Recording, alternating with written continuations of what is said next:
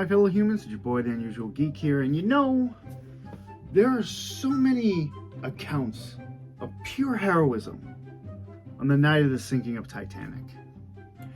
But none stands out more to me than that of the heroism of one William McMaster Murdoch. And that's exactly who we're going to be talking about today.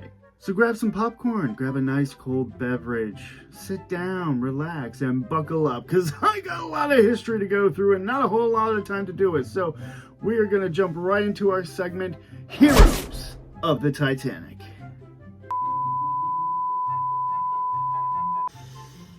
Alright, so here's the thing. So I tried to film voiceover for all of this history on Mr. Murdoch, and there is a lot. And when I looked up, my phone said, uh-oh, your iPhone storage is full. So I'm going to give you a more slimmed down version of Mr. Murdoch's history. William McMaster Murdoch was born on February 28th, 1873 in... Not even going to try it, I'm going to just put it right here. This is where he was born. Apparently now it's called Dumfries and Galloway, which is a lot more easier to pronounce. He is the son of Captain Samuel Murdoch and his wife Jane. The Murdochs were a long and notable line of Scottish seafarers.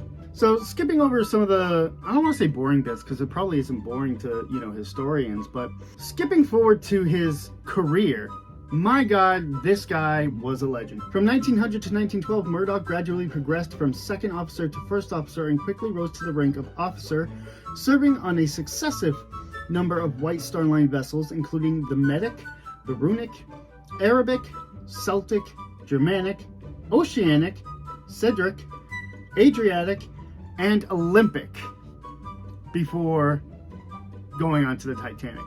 My God! This guy was a rock star. Also, this guy could pull off a mustache. I mean, look at that thing. It's beautiful.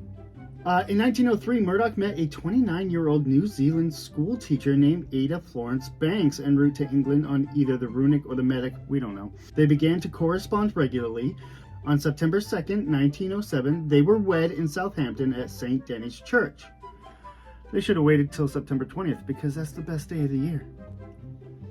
It's my birthday, September 20th. Okay, so William Murdoch was a boss at his career. Like, he was just killing the game. Let's jump ahead to Titanic. Murdoch, with an ordinary master's certificate and a reputation as a canny and dependable man, had climbed through the ranks of the White Star Line to become one of its foremost senior officers. Murdoch was originally given the title of Chief Officer for the RMS Titanic's maiden voyage. However, the captain, Edward Smith, brought Henry Wilde in as his chief officer from a prior assignment. So Murdoch became first officer, Charles Lightoller was in turn reduced to second officer, and the original second officer, David Blair, would not sail with the Titanic at all.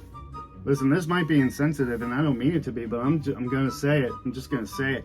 David dodged a bullet that day. Yeah, he did.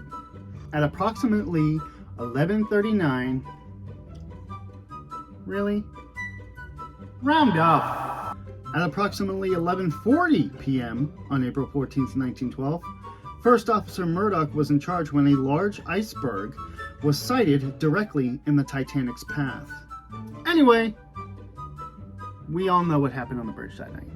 First Officer Murdoch is on the bridge, doing his job, being a boss, when he hears the three bells from the crow's nest.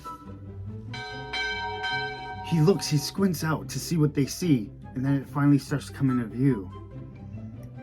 An iceberg.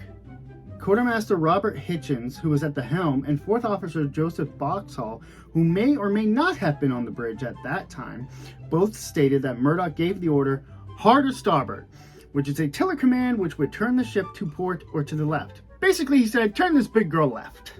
He went to the telegraphs and gave the engine room, the boiler rooms, all those rooms down below, the order, full astern. So, turn left and go back. Here's the problem with that. Titanic is massive.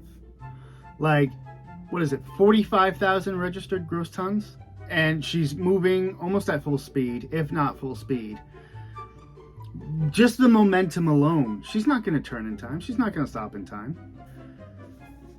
And I know people are going to go in the comments like, well, why don't they hit it head on? That's a trigger warning episode. Well, I'm saving that for another day, okay? I'm tired of you people with that. Let's get back to Mr. Murdoch. Despite these efforts, the ship made its fatal collision about 37 seconds after the iceberg had been sighted, opening the first 5 compartments. After the collision, Murdoch was put in charge of the starboat evacuation, during which he launched 10 lifeboats. Murdoch, unfortunately, perished in the disaster, and his body was never recovered. Now, here's where history and the movies get a little muddled when it comes to Officer Murdoch. Anybody who is anybody has seen James Cameron's 1997 film Titanic. It's my favorite movie of all time. I just recently watched it with my girlfriend. We went to go see the 25-year anniversary at the movie theaters, or the cinemas if you're fancy. And in the movie, Officer Murdoch is depicted as unaliving himself. And after the movie came out, there was a big controversy, and it was especially not taken well by the Murdoch family, his descendants. But here's something that the movie doesn't really showcase about Mr. Murdoch, is that when Captain Smith gave the order, women and children first, Second Officer Charles Lightoller, who was put in charge of launching the lifeboats on the port side or the left side, took that to mean women and children only, meaning he was not letting any men on board whatsoever. Women, children, get back, you man. Stay away. Women and children only. Now, on the starboard side or the right side, Officer Murdoch took that as women and children first, just like the captain said. So he would let the women and children on, and if there were, no other women and children around, if he saw any men, he'd let them in the boat. Just get in. He didn't care. He was just trying to save lives. Men, women, children, I don't care. Get in the boat. Get in. So many men who survived the disaster have Murdoch to thank for it, because he was just like rip rolling. He's like, let's go, let's go, let's go. Trying to get these boats full and launched as quick as he can. Now, let's go to the thing. Yes, he's depicted as taking a bullet in the movie. I'm trying to be sensitive here. There was a letter that surfaced, a letter from Second Officer Charles Lightoller to Ada, Murdoch's wife, or widow now, saying that he performed admirably and that, he died saving women and children. I can pull the letter up here. That's the letter. I don't know it word for word. Again, I can't know everything all the time. But Lightoller's letter paints Murdoch as being a hero, someone of honor and valor, and died as such.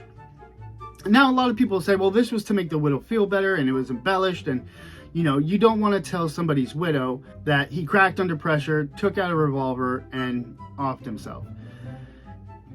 Yes, a case could be made for that, but if you look at his actions on the night, how determined he was,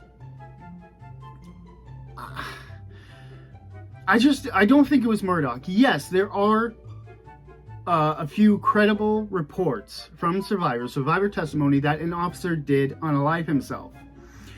But you have to look at the other circumstances. It's dark. The lighting on Titanic is not as good as you think it is. It's not as good as you see in the movies. Maybe they didn't know Officer Murdoch by name or rank, and they just assumed it might have been him. It could have been an officer who we don't even know about. You can go back and forth with this theory or argument all the livelong day. But I think what it boils down to is your personal preference. Me personally, I choose to believe that Murdoch did not unalive himself, that he went down with his ship fighting to keep rescuing as many people as he possibly could, Again, men, women, children, he didn't care as long as he was rescuing people. There's even evidence of Murdoch's efforts on the wreck that we can see today. If you look at the wreck, the forward starboard davit is in the recovery position. Any other davits on the wreck, or any of the davits that we found in the debris field that were knocked off and pulled away by the funnels or wires or what have you, are all in the launch position. This shows that Murdoch was frantically trying to hook up one of the collapsible boats to the falls or the ropes that lowered the boat when the water came up on deck and washed everybody away. And in my eyes, that definitely makes William McMaster Murdoch a hero of the Titanic. Whew, that almost became an episode of Trigger Warning, let me tell you. But thank you guys so much for watching. That's going to be it for me today. If you like what you saw, hit that like button. It really warms my heart when you do that. If you want to see more, click that subscribe button, and don't forget to ding that little bell next to it so you guys can get notifications whenever I upload a new video. I'm the Unusual Geek, and I will see you guys in the next one.